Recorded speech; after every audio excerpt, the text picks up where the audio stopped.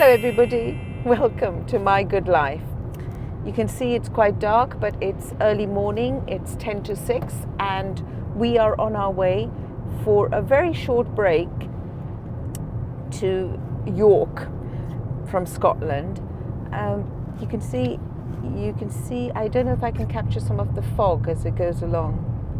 It's very important to separate and draw a line from work before I go off on holiday and the Christmas festivities. So to separate that, I find it very helpful to go on a little holiday, and it just allows me that time to prepare and to rejuvenate. That's the car navigation there. So I'll take you along on this journey. Let's go. We're an hour into the journey and it's still pretty dark out there. A few of the things that I like about car journeys is it's less stressful because you aren't worrying about your baggage and trying to catch a plane. And the other reason I really like it is it allows me to catch up with all these new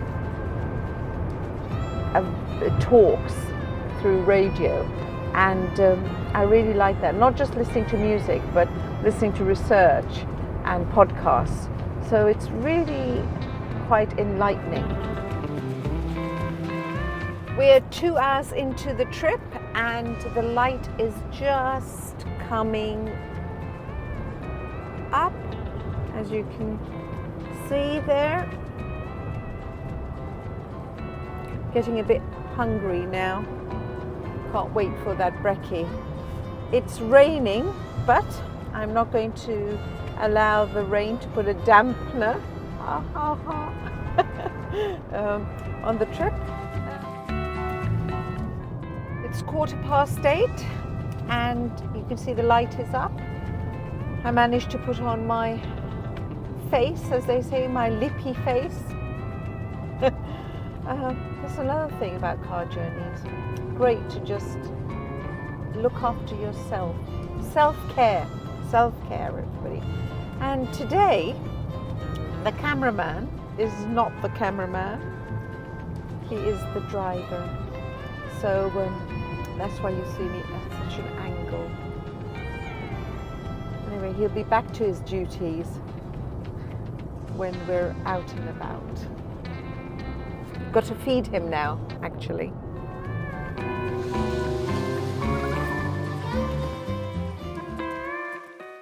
So we arrived at Bassenthwaite Lake Station, and this is situated opposite the scenic Dubwath Silver Meadows Nature Reserve. It's basically a cafe in a restored railway station, and it's got a full-size replica steam train. As you can see, it was wonderful inside. There was wood panellings. Because we are just about to enter into Christmas. Here the lights were on. The atmosphere was so idyllic. The lighting was soft. The great news was that we were the first people on the train for breakfast, which made it feel even more special. And it also allowed me to film the train so that I could share it with you. There was such a wonderful atmosphere, and I was so happy, as you can see.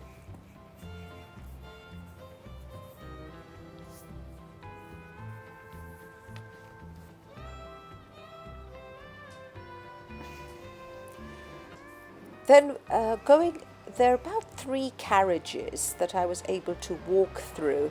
The first 2 are all wooden panelled, and they're separated by the style of how the tables and chairs are placed.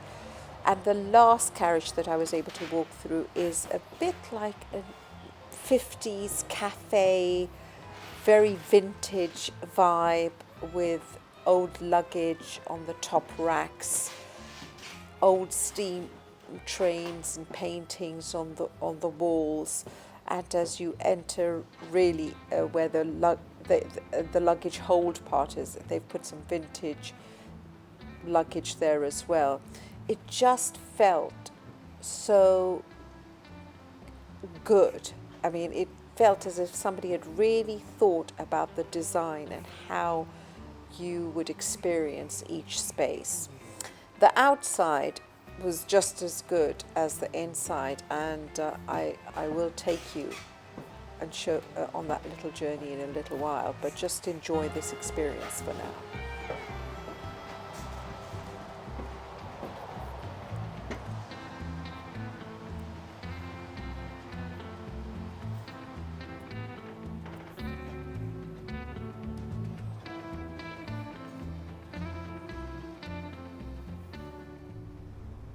The menu is good. It's a mid-range price, but the quality of the breakfast was very good.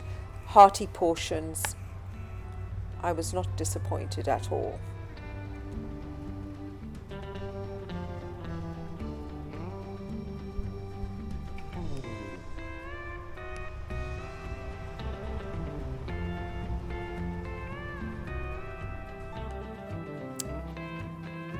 As we sat there and I looked outside, it was raining, but I really wanted to show you the outside so that you, the viewer, could get a real feel of it, but not before I got my coffee and decided to venture out.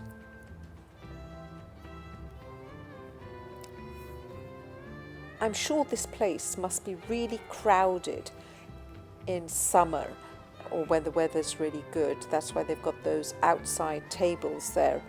And that's kind of the benefit of going away in winter, I think. There's less crowds, you can enjoy the space a lot more. And I found that you could really take time to soak in the atmosphere of how it must have been back in the day when the train really did stop here and people did get out.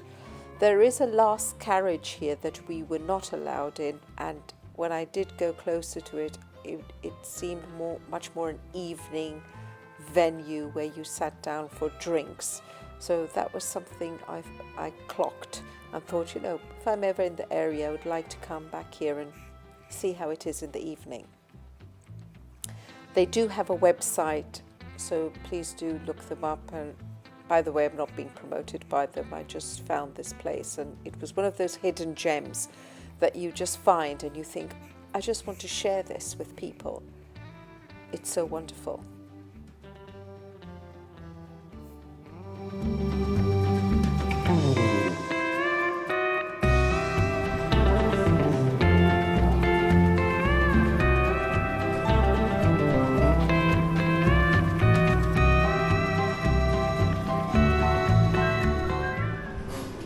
After our hearty breakfast, we decided to leave, and on our way to York, we wanted to stop off at Grasmere, Cumbria's most popular village, thanks to William Wordsworth, but also for that famous gingerbread, which I wanted to try. The village it's the typical quintessential Cumbrian village, beautiful 19th or 20th century buildings, and a church that dates back to the 13th century. So we've reached Grasmere this rainy day, but at least there are not that many crowds. So that's the positive part of going out for a quick break in winter to these places that usually are crowded. But in winter and when it's rainy, not that many people.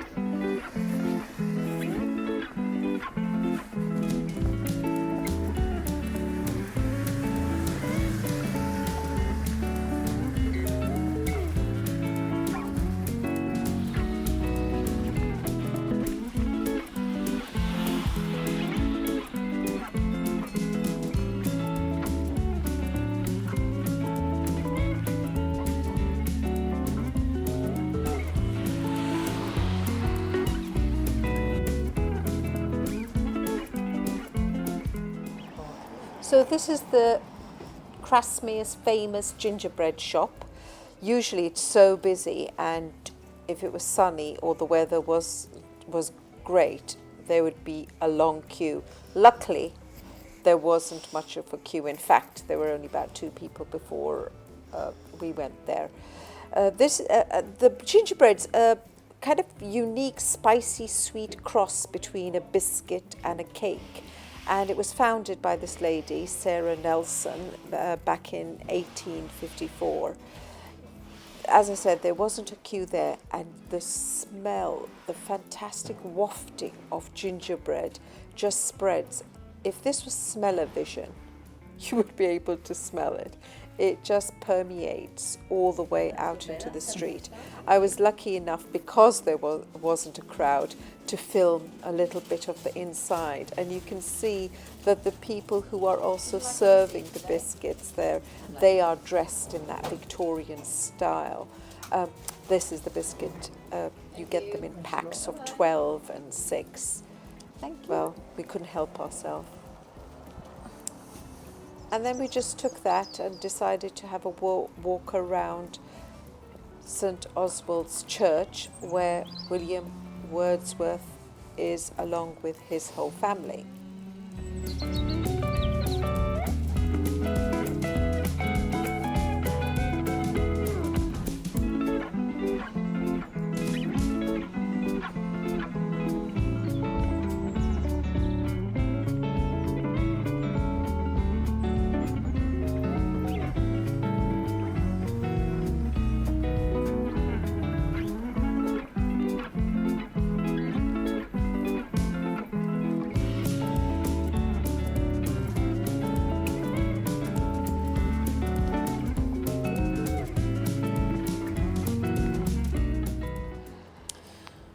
Crasmere is picturesque postcard.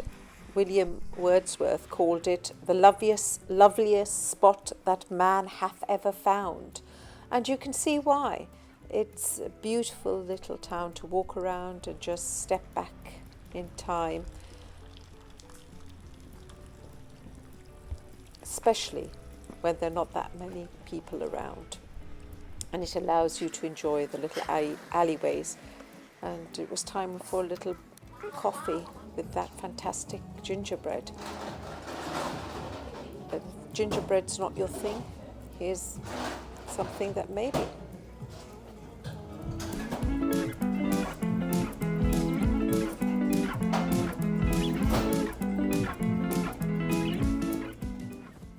We were now eager to just leave and make our way to York. I will meet you next time, where I'll show you glimpses of York. So until next time, everybody, goodbye.